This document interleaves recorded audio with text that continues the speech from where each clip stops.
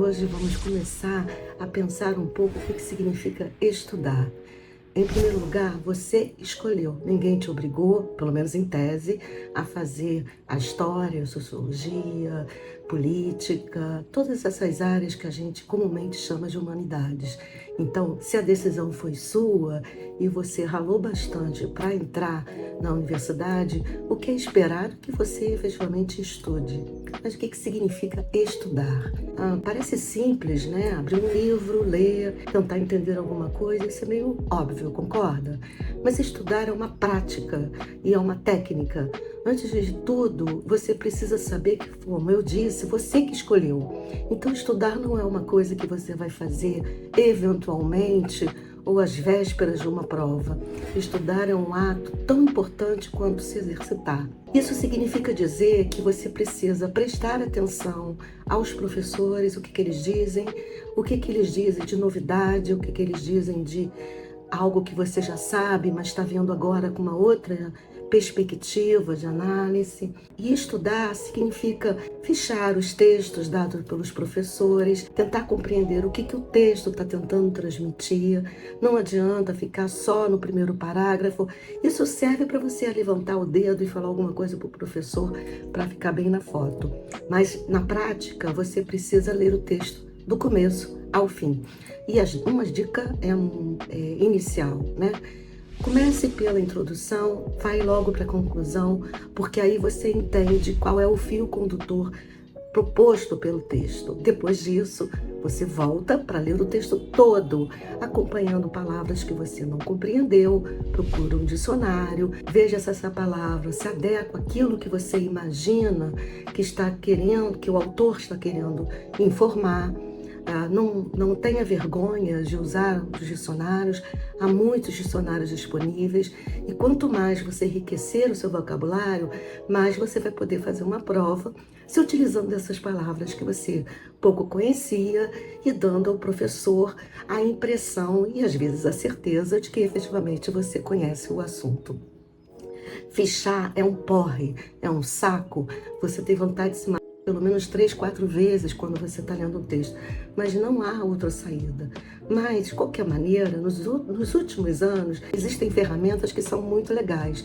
Por exemplo, se você olhar na internet, você vai ver alguns autores, principalmente os clássicos, resenhados pelos professores, resenhados por algum docente fora da universidade, por algum aluno que esteja fazendo o seu trabalho de final de curso. Nós vamos voltar a essa discussão do trabalho de final de curso, mas essa não é a temática de hoje. Então a gente precisa ler com vagar. Uma vez não é leitura, meu amor, sinto te informar. Uma vez não é leitura, uma vez é passar os olhos. Ler significa ler várias vezes, quantas forem necessárias para que você compreenda o fio condutor da abordagem desse autor. Mas quem é esse autor?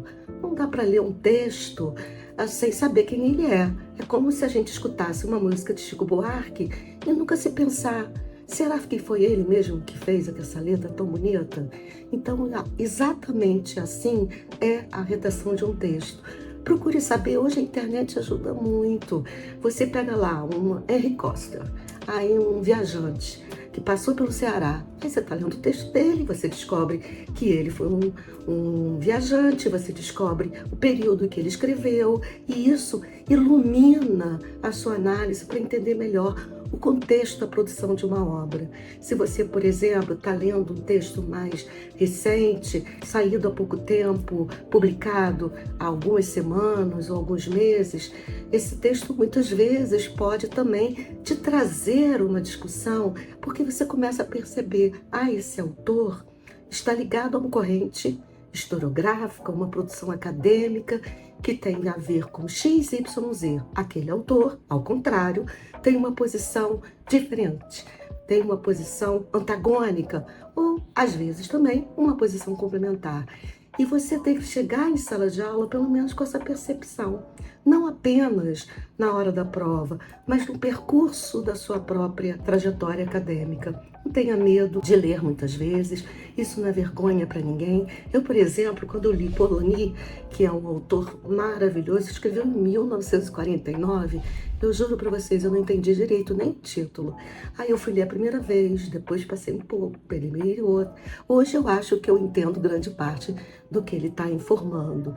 Então, não subestime a sua inteligência, mas também não a superestime ao ponto de você achar que deu uma leitura básica e você está dominando o assunto.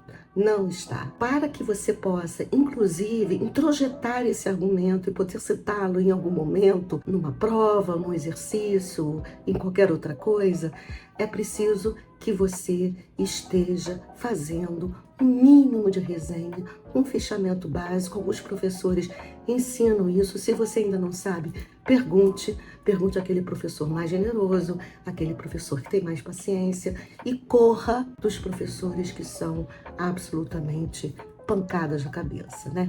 Esses professores não ajudam nada na sua formação, mas é óbvio que você não vai dizer para ele, né? Você não vai querer problema, ganhar um inimigo logo nos primeiros momentos da sua carreira, mas você vai separar, se você tiver assistido minhas dicas anteriores, eu falei muito sobre as reuniões departamentais, exatamente para que você entenda que esses professores têm também posturas distintas sobre o que é a universidade. E os textos que eles vão dar para vocês refletem muito o que ele pensa enquanto indivíduo e também enquanto intelectual. Então não tenha medo. Se você tiver com muitas dúvidas, pegue o colega do lado, aquele que parece ter entendido melhor, converse no corredor, peça uma dica àqueles alunos que já leram aquele texto, sem vergonha de aprender. O pior é aquele indivíduo que entra na universidade depois de ter passado meses ou às vezes anos estudando e quando chega só quer festa, né? E se querer festa não é bem o lugar de uma universidade, né? As festas têm local, têm hora para existirem e nelas você pode se divertir bastante. Mas na sala de aula, a despeito de toda a tecnologia que envolve o nosso mundo hoje, é ainda um lugar muito privilegiado. Valorize-o, tá bom?